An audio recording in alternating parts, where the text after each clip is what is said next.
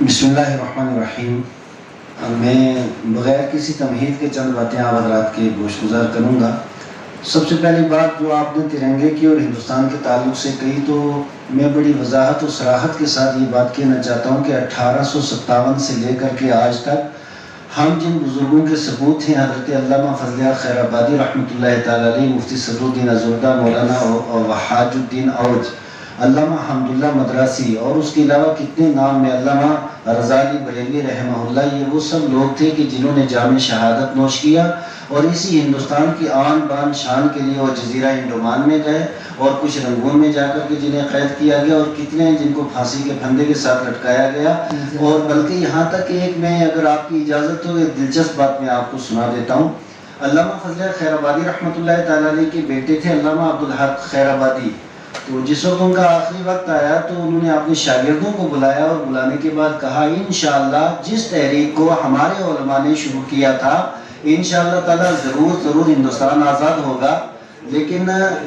شاید میں اس وقت نہیں ہوں گا، تو جس وقت مجھے دفن کر دیا جائے اور ہندوستان آزاد ہو جائے، میری قبر پہ آ کر کے مجھے خوشخبری دینا کہ آج ہندوستان آزاد ہو گیا ہے۔ یہ علامہ عبداللہ خیر آبادی نے کہا۔ پھر اس کے بعد مولانا شاہد صاحب اور ان کے جو شاگرد تھے مولانا مفتی نجم الدین حسن رضوی، یہ دونوں نے محفل میلاد کی ان کی قبر پہ، اور اس کے بعد خوشخبری دی علامہ عبدالحق کو کہ آج 1947 میں آپ کے والد نے جس تحریک کا آغاز کیا تھا، آج ہندوستان آزاد ہو گیا۔ تو میں تو یہ کہوں گا کہ ہم تو اس اسکول آف تھاٹ کے ساتھ ہمارا تعلق ہے، اور ان سب لوگوں نے بڑی محنت کی، مشقت کی، اور اس کے بعد ہندوستان آزاد ہوا۔ میں مدرسہ بورڈ کے تعلق سے آج نہیں، آج 12 سال ہو گیا میں چیختے ہوئے، ہم غلام نبی آزاد صاحب کے پاس گئے، عمر عبداللہ صاحب کے پاس 3 بار ہماری میٹنگیں ہوئی، محبوبہ مفتی کے پاس گئے، اور کس کے پاس نہیں گئے، جتنے صاحب اقتدار ہیں سب کے پاس ہم گئے، لیکن آج تک مدرسہ بورڈ نہیں بنا، اور ہمیں لگتا ہے اب بھی شاید نہیں بنے گا۔ اب آپ نے کہہ دیا کہ بنے گا، لیکن ابھی کچھ یقین نہیں آ رہا ہے، جب بنے گا تو تبھی یقین آئے گا۔ میں اس لیے عرض کر رہا ہوں کہ 12 سال ہو گئے ہمیں سٹرگل کرتے ہوئے، سب لوگوں کے پاس گئے، لیکن اب تک ہوا نہیں۔ بہرحال آپ کے ذریعے اگر یہ کام ہو جاتا ہے تو تاریخ جموں کشمیر کے اندر آپ کو انشاءاللہ تعالیٰ قیامت تک یاد رکھا جائے گا، اگر آپ کے دور میں ہی مدرسہ بن جاتا ہے۔ اور میں یہ بھی عرض کروں کہ پورے ہماری جو ریاست، 2 منٹ کا میں ٹائم لوں گا آپ سے، کہ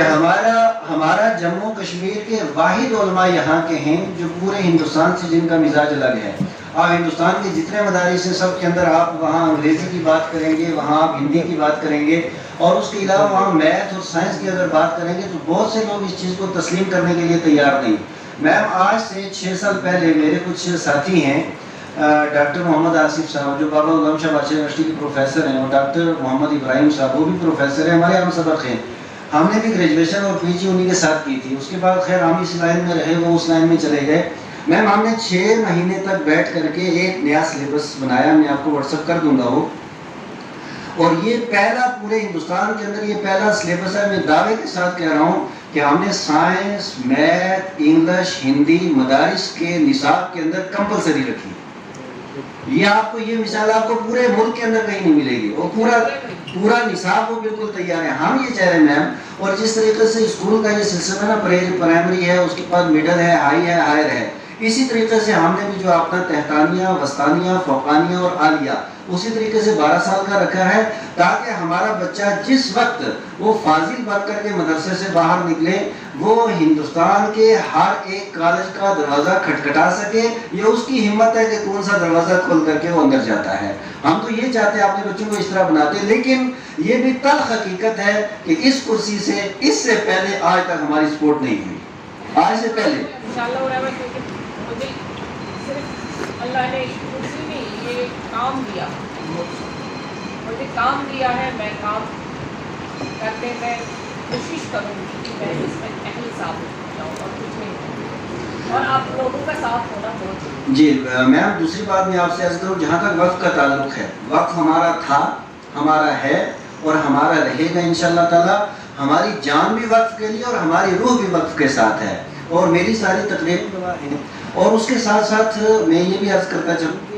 وقت کے لیے حافظ عبدالمجید ہمارے ساتھ ہیں، 12 سال ہو گئے ہم دونوں کو اور ہماری ساری ٹیم کو۔ چلتے چلتے ہمارے پاس، ہم آپ کو زبانی بتا سکتے ہیں وقف کی پراپرٹی کس کے پاس ہے، کہاں ہے، سارا کچھ اتنے زیادہ ہمیں معلومات ہے، شاید آپ کے ڈپارٹمنٹ کے لوگوں کو اتنا نہ ہو۔ تو ہمارا بھی یہی کہنا ہے کہ وقف کی جتنی پراپرٹی ہے قومی ملی ہے، کیونکہ اگر یہ ڈپارٹمنٹ کے پاس آئے گی اس کا فائدہ ساری ملت کو ہوگا، کسی ایک آدمی کے قبضے میں رہے گی تو ایک کو فائدہ ہوگا۔ ہم بھی یہ چاہ رہے ہیں کہ ایک کو فائدہ نہ ہو، سب کو فائدہ ہو۔ تو اس کے لیے یہاں پہ شہر کے اندر 400 سے زیادہ وقف کی دکانیں، 100 روپیہ کرایہ ہے، اور اس کے علاوہ یعنی میں کیا بتاؤں، پھر کبھی آپ سے ملاقات ہوگی، ڈیٹیل آپ کو بتاؤں گا انشاءاللہ۔ ہاں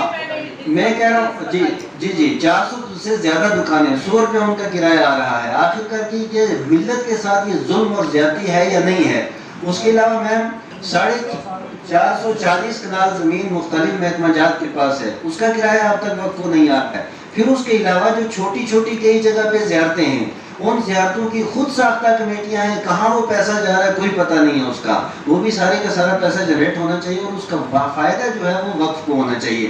اور اس کے ساتھ ساتھ میں یہ بھی عرض کروں گا کہ کام تو بہت زیادہ کرنے کے ہیں، لیکن اس کے ساتھ ساتھ اس پلیٹ فارم سے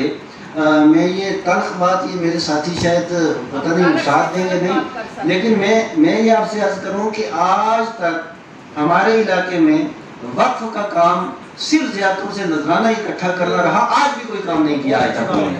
آج تک کیا کام کیا انہوں نے؟ ایک اسکول وقف کا نہیں ہے، ایک ہاسپٹل وقف کا نہیں ہے، ایک ہاسٹل وقف کا نہیں ہے، 10 بچوں کو وقف نے نہیں پڑھایا، ایک اسپتال وقف کا نہیں ہے۔ تو آخرکار وقف نے کیا کیا ہے، یہ بھی تو ہمارا سوال ہے نا۔ تو اس کے لیے ہم یہ گزارش کریں گے کہ آپ کو اگر اس ماشاءاللہ آپ کی باتوں سے ہمیں